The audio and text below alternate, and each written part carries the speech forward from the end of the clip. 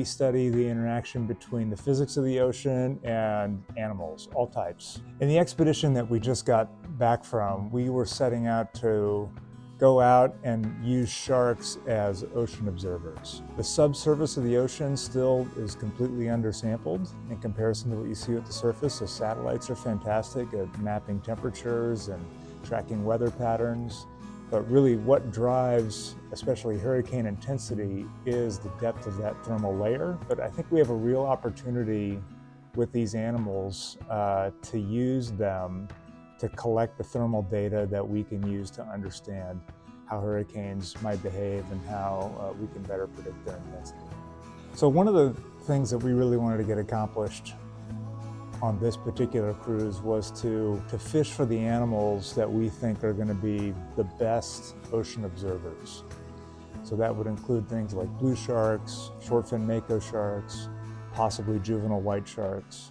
Those are all good candidates because of their behavior. The behavior here is key. Not all sharks do the same things. These sharks dive deep periodically during the day and will come back up to the surface.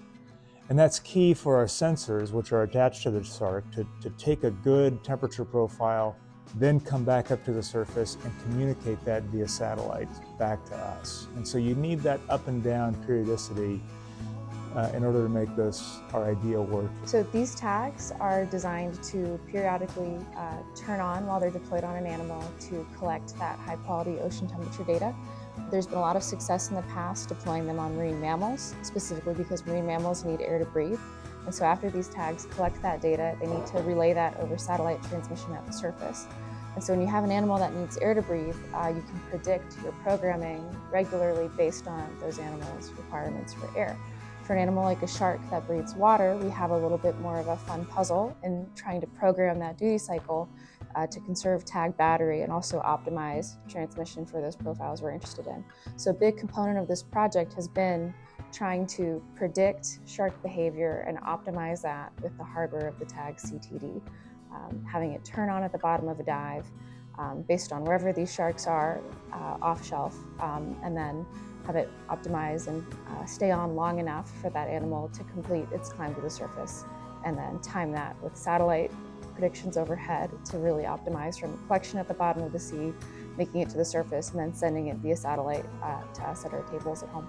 So the vision that we have for this project is the ability to deliver better oceanographic, more frequent, more recent oceanographic data to hurricane researchers than we are currently doing. Right now, we still put out drogues and we put out things in the water, but they're all expensive and they're all limited, and some of them are actually quite slow.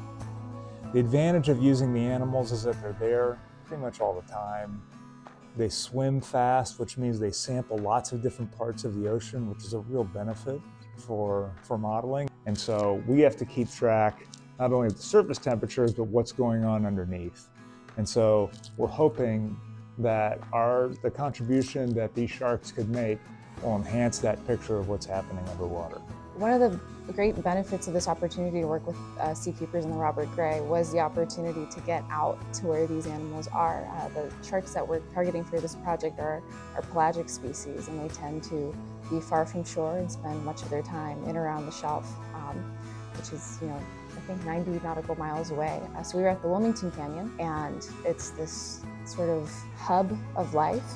You have that rapid change in topography, and it's really a great aggregation point for these pelagic species. And so the opportunity to go out with the Gray really opens up a door for us in being able to get these tags out on these animals more efficiently, and especially at this time of year.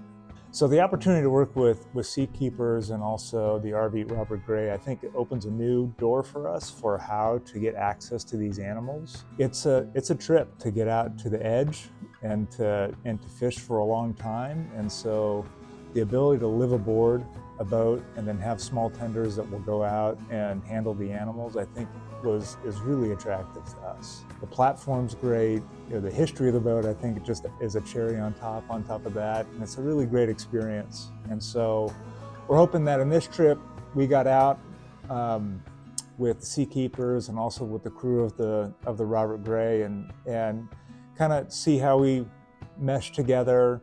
The capabilities of the boat we certainly tested, what worked, what didn't work, and so we're looking forward to a collaboration in the future where we can really take advantage of that platform to get at the animals that we need to answer these questions.